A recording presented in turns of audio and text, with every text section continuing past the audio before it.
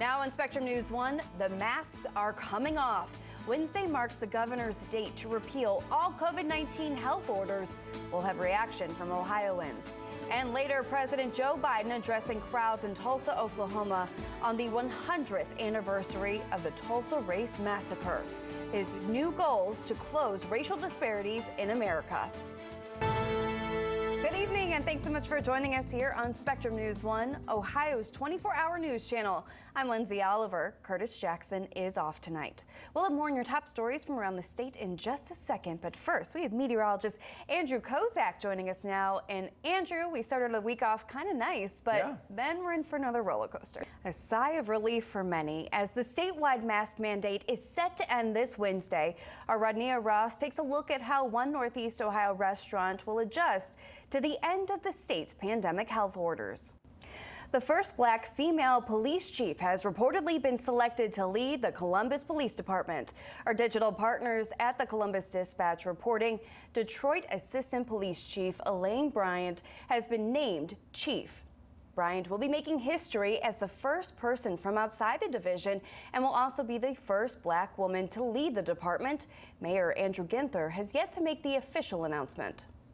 We're coming up on 1 year since the FBI broke what they call the largest bribery scandal in state history. The controversy surrounding House Bill 6 drummed up a lot of attention, but 1 year later, Larry Householder, the purported mastermind behind the scheme, is still a sitting member of the House of Representatives. Dayton Mayor Nan Whaley introduced legislation Tuesday that would crack down on corruption and make sure history doesn't repeat itself. State House reporter Molly Martinez was there.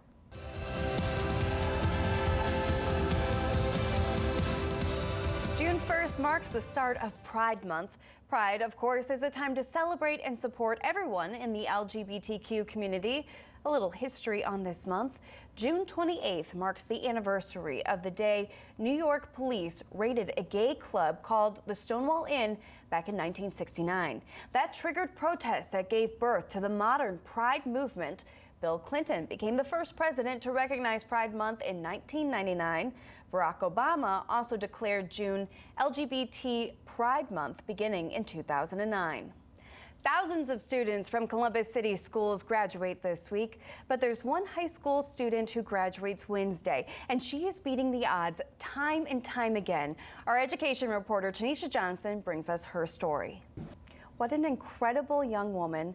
Cowan is set to graduate Wednesday. She hopes to one day own her own business. Right now, she is staying at My Place Transitional Age Program in Columbus. It helps kids aging out of foster care get the life skills needed to live on their own. Members of Congress are pushing for an investigation into the shooting death of 16-year-old Ma'Khia Bryant. Members, including Ohio's Representative Joyce Beatty and Senator Sherrod Brown. The investigation request is on behalf of the birth parents of Ma'Khia Bryant. Before the deadly shooting, Bryant had spent 2 years moving between 5 different foster care homes. The lawmakers say the federal government has a responsibility to protect the civil rights of the children and parents involved in federally funded foster systems. The Ohio Health Department reporting a decline in vaccinations in the state. This following a bump, which has been attributed to the Vax-A-Million lottery announcement. 6,200 reportedly started the vaccine in the last 24 hours. 4,700 Ohioans completed the vaccine in the last day.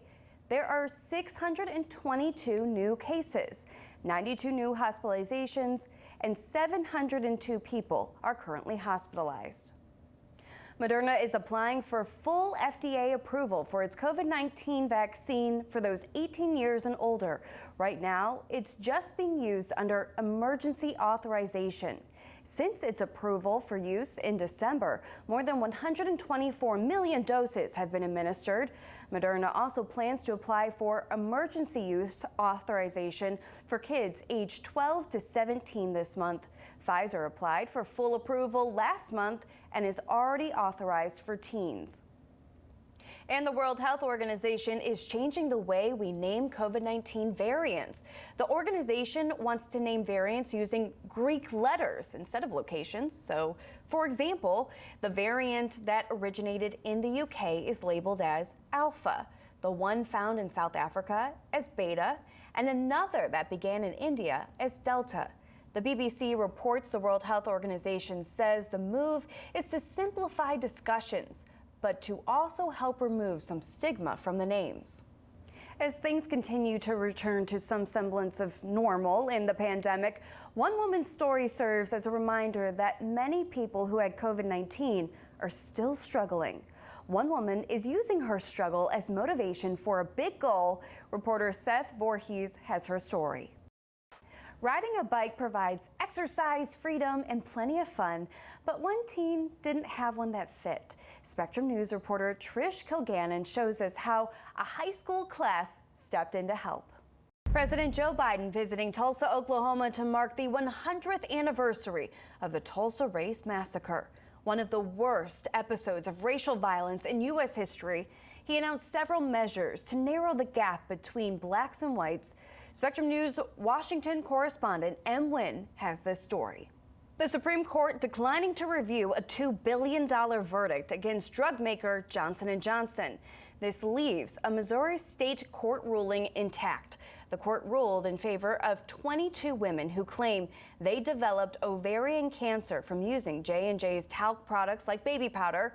Lawyers for the women argued those products contained asbestos and other carcinogens, and the company ignored the health risks. Johnson & Johnson argued they were not being treated fairly by having one trial for 22 cancer patients from 12 states. Attorneys say 9 of the women named in the suit have died from ovarian cancer. The nation's highest court also ruling against asylum seekers regarding the credibility of their testimony in immigration cases. Essentially, the courts can no longer assume an asylum seeker's testimony is credible when there are questions or doubts about the facts in the case. The court also ruled against a man arrested by a tribal officer in Indian Territory. The man claimed that the arresting officer did not have the authority to search and detain him since he is not Native American. The justices sided with the officer. Both decisions were unanimous. A homeless teen who bounced around the foster care system is graduating from high school this week as valedictorian. 18-year-old Sierra Cowan bounced from one foster care home to the next as a teen. Facing mental health challenges, the once troubled girl often lashed out at school. Then she found support to turn things around. In doing so, she became a straight-A student, started working 2 jobs, and was recently named valedictorian at Columbus Scioto 6 through 12. Lots to celebrate. Her graduation is Wednesday.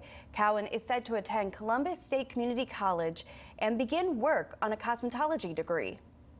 Florida Governor Ron DeSantis signing a bill banning transgender females from participating in women's and girls' scholastic sports. Supporters say that the legislation is needed because they say trans athletes have an unfair advantage in women's sports. But critics say it's a solution in search of a problem, noting there have been no such incidents reported in the state. Spectrum News reporter Mitch Perry has some reaction to this controversial new law. Coming off a nice Memorial Day weather-wise, can we expect more sunshine and warmth? Let's get a look at your Weather in the Ones forecast. There is a buzz in the air, and if you haven't heard them yet, you will soon. After 17 years underground, cicadas are creeping up by the millions. Counselors say it's even causing cicada anxiety. Spectrum News 1's Sheena Elsie shows you how you can tell if this affects you and what to do about it. I have cicada anxiety after watching that story, and I really appreciate Sheena's reaction to those creepy, crawly visitors. Well, with their shiny carts and umbrellas, hot dog vendors are usually a familiar sight on city street corners, but fewer people out and about during the pandemic means fewer customers. The owner of a Cleveland cart business telling our Jenna Jordan he's hoping to catch up on sales this summer. A Bob Dylan record borrowed from a Cleveland area library has been returned after nearly 50 years. Howard Simon sent the self-portrait album back, along with a letter to the library apologizing for his tardiness. I guess that's a nice way to put it. Simon says he checked it out in 1973 as an 8th grader. He's now in his 60s. The album was discovered between 2 other Dylan albums in his personal collection. Simon also included a $175 replacement fee and a folk album Simon recorded for the library's collection. The library says they don't even charge overdue fines anymore, but they thanked Simon for returning the album. Andrew, I have heard about returning things late to the library. Yeah. I have been guilty of that, but this takes the cake.